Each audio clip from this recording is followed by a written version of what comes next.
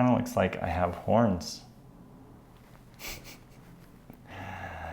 Hello everyone, welcome to another episode of Stoked on Spokes. In today's video, I'm not actually going to be covering this whole new background just yet. I will cover that in another video. I've been doing a lot of builds here in the garage for bicycles and just storing bikes and storing tools, and that video will come at a later date. I want to address something that I've used up until now, because while it's nice to have a wall full of tools, I obviously wasn't like this all the time. And one of the best solutions that I found to store tools in is this, a tackle box. So tackle box for fishing, if you're unfamiliar. Yeah, they're not a conventional toolbox, but the problem I've had with conventional toolboxes and bike tools is that a lot of bike tools and a lot of bike bits are small, and to store them you need a lot of small spaces, not just a big giant pit with a bunch of big tools. So in this video I'm going to run you through what tools I managed to do most of my bicycle home mechanics with that lived in this toolbox, which I know is a tackle box, but I'm going to call it a toolbox because it kept my tools. But first I need to actually get them down from the wall, put them in the place that I kept them in here, and yeah, then we'll do a really quick rundown and sort of show you the reasons why I think a tackle box is better at storing bike tools and bike components, stuff for bikes, is better than a toolbox.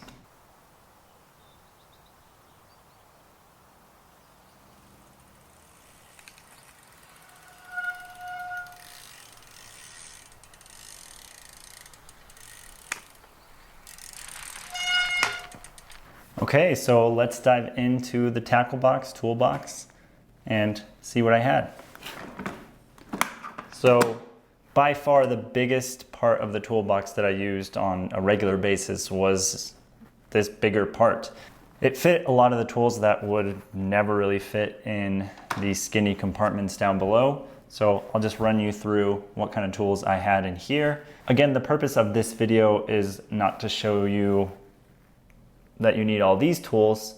It's in fact to show you that you can get the majority of your bicycle work done with the tools that I have in here, with the exception of a couple of tools that don't fit in here that I used often. So real quick, I was editing this video and I totally realized that behind my face in the video is this tool that I forgot to actually put in the toolbox. This was definitely in the toolbox, has been with me for the longest time. It's a cable cutter, cut any shifting or dropper post cables, brake cables if you have mechanical brakes, things like that. So that stays on the wall for the rest of the video, but just know that it was in the toolbox. The pedal wrench is a good example of a huge tool that just I can never fit in here. That tool would fit nicely in a traditional toolbox, and I guess that's why they're that big. Yeah, pedal wrench, chain whip, all those tools are too big to fit in here. So usually, I actually had an old Tupperware with a blue lid that was long enough to fit those sorts of tools, and it just lived beside this toolbox. And I'm going to try run through these tools pretty quickly just so you can see more so how I stored them in this box, tackle box, toolbox, versus what the tool actually does, because you guys probably already know. Cassette tool. A 15 mil with a little pedal wrench, bottle opener for track bikes. Chain breaker. Bottom bracket removal tool. Like to clean the bottom brackets, especially when I lived in Wisconsin. Some Park Tool grease. And the most used tools are these Y tools by Park Tool. It's a 2, 2.5, and a 3 on one. One is 4, 5, 6. This is the most used tool I I think, of all of them, because 4, 5, and 6 are the most common bolt or nut that you find on a bicycle. So that's the most used tool. A little less used, but still useful, is this Torx tool. It has T25, T10, and T30. I only really ever use T25. This, I think, is a very underrated tool that I think every home mechanic should just invest in. I think it's about 60 bucks and it'll save you money in the long run. Believe me, I've stripped Thompson stems because I didn't have this and I would just tighten it by feel. This will save you a lot of money in the long run. Investment now, save later. A couple more bits that I have up here are some extra cables, things like that, and the cable for a dropper down there.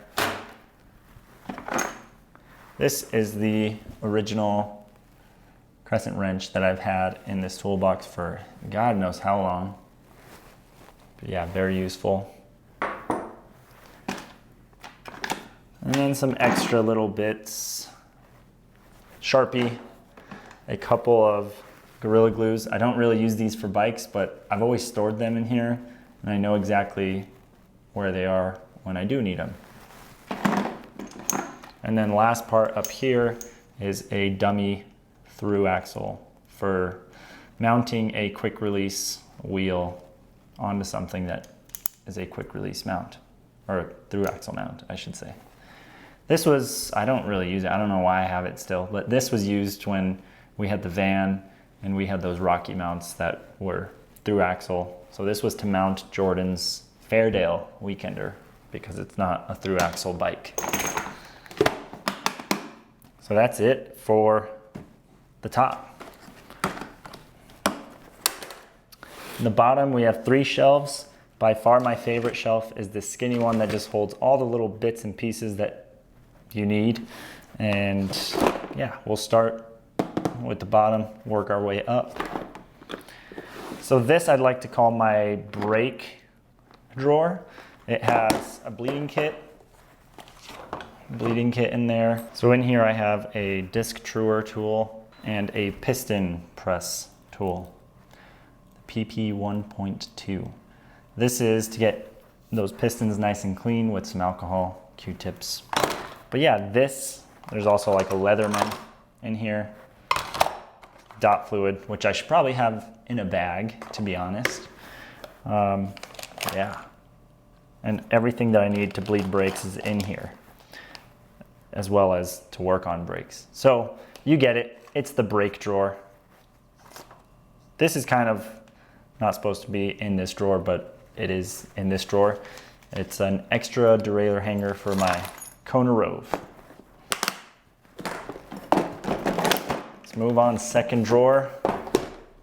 Probably before I had these Y tools, this was the most used tool when I was working on bikes. So a long time ago, I just went to Lowe's and bought this set with this little ratchet. And I would always just put it on and use it and work on bikes just with this and this. In here I got an extra cable as well and a couple of the Robber Axle Project axles for my bikes to attach the Burley Nomad. Here's another ratchet, still small, but if I need a little bit more leverage, always handy. And yeah, that is the second drawer. Don't use it as much nowadays, again, because of the Y tools. These are just way better in my opinion. If you don't have any bike tools and you're looking to start getting your own bike tools, I think the first tool that you should get is this one here, the 456. Just the most useful tool, in my opinion. And top drawer is my favorite drawer because it holds all the bits and bobs that you get. You know, like when you buy a set of pedals and they come with extra pins and you're like, what should I do with those pins?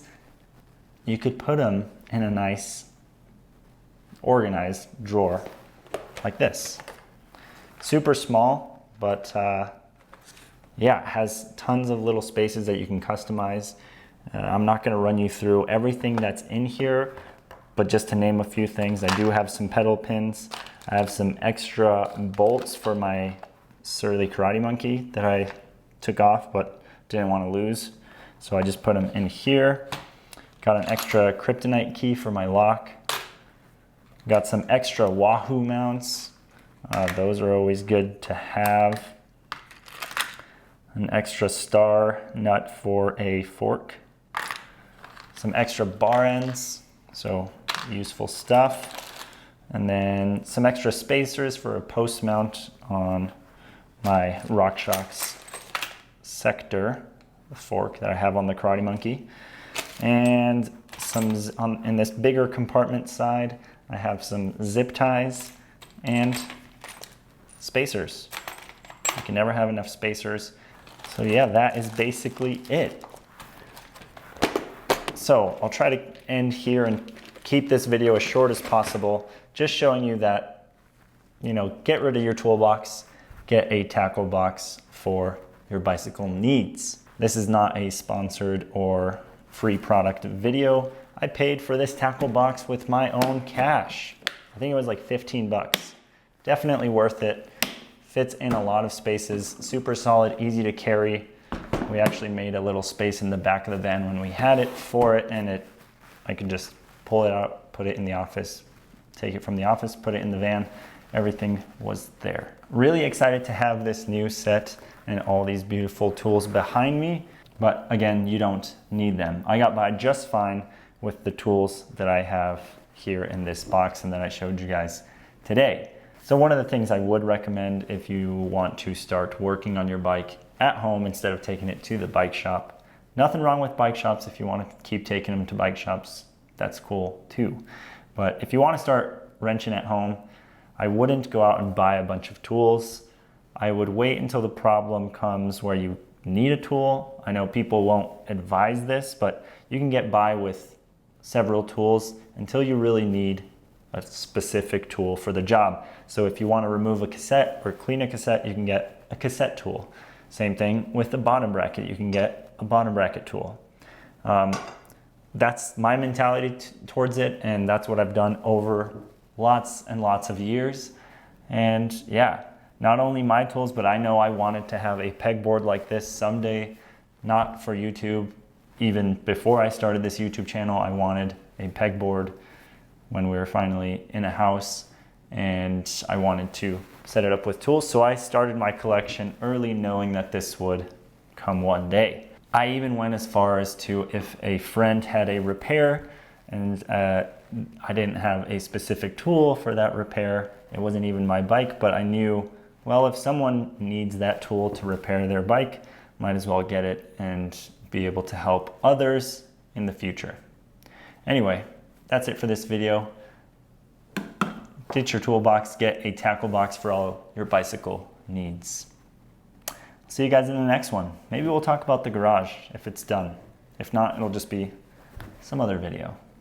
I'll see you guys in the next one. Till then, remember to stay stoked on spokes.